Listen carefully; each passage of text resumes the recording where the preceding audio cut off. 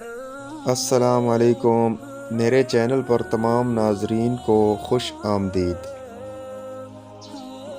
कड़वी ज़बान वाले का शहद भी नहीं बिकता, मीठी ज़बान वाले की मिर्चें भी बिक जाती हैं।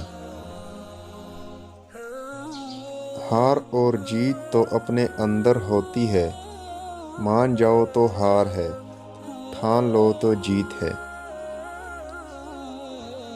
आपकी आंखें अक्सर वही लोग खोलते हैं जिन पर आप आंखें बंद करके भरोसा करते हैं।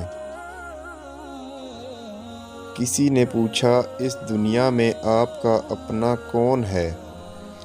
मैंने हंस कर कहा, वक्त अच्छा हो तो सब अपने, वरना कोई नहीं। वक्त अच्छा हो तो आपकी गलती भी मजाक लगती है, और वक्त ख़राब हो तो मजाक भी गलती बन जाता है। वीडियो अच्छी लगे तो लाइक कर दें, और चैनल पर नए हैं तो सब्सक्राइब कर दें। नेक्स्ट वीडियो मिलते हैं, तब तक के लिए अल्लाह हाफिज़।